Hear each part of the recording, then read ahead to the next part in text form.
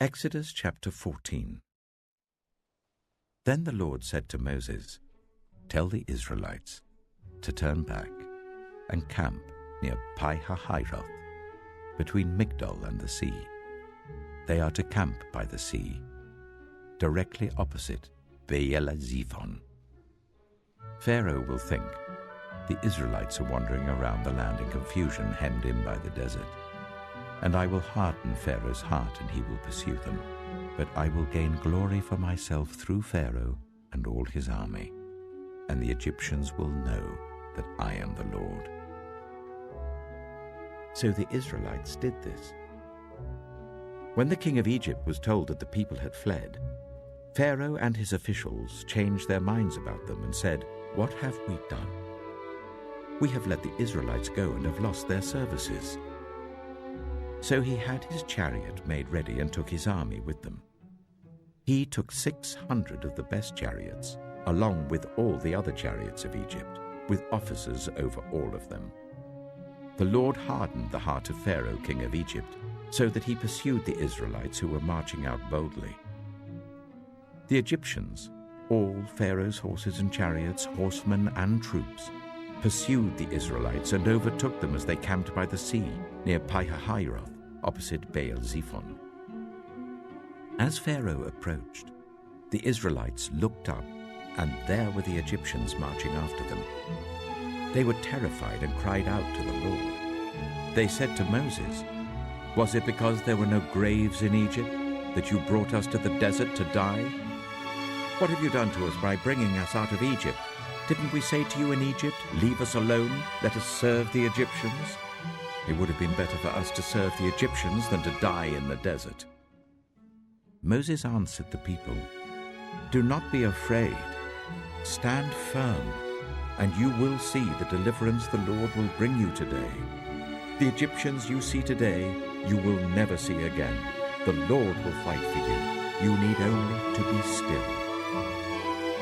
Then the Lord said to Moses, "Why are you crying out to me? Tell the Israelites to move on.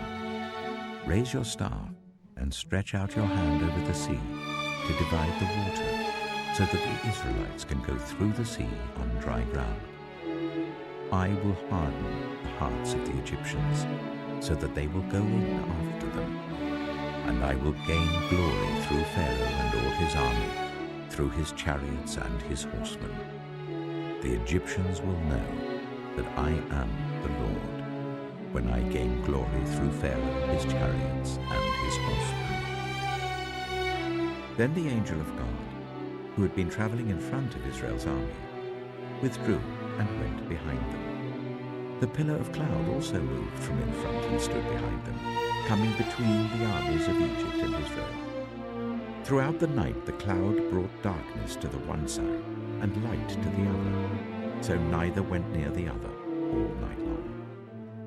Then Moses stretched out his hand over the sea, and all that night the Lord drove the sea back with a strong east wind and turned it into dry land. The waters were divided, and the Israelites went through the sea on dry ground, with a wall of water on their right and on their left. The Egyptians pursued them, and all Pharaoh's horses and chariots and horsemen followed them into the sea.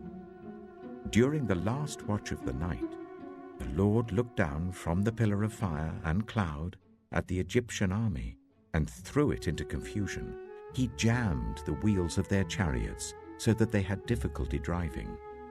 And the Egyptians said, "Let's get away from the Israelites. The Lord is fighting for them against Egypt." Then the Lord said to Moses, "Stretch out your hand over the sea, so that the waters may flow back over the Egyptians and their chariots and horsemen." Moses stretched out his hand over the sea, and at daybreak the sea went back to its place. The Egyptians were fleeing towards it, and the Lord swept them into the sea. The water flowed back and covered the chariots and horsemen, the entire army of Pharaoh that had followed the Israelites into the sea. Not one of them survived. But the Israelites went through the sea on dry ground, with a wall of water on their right and on their left.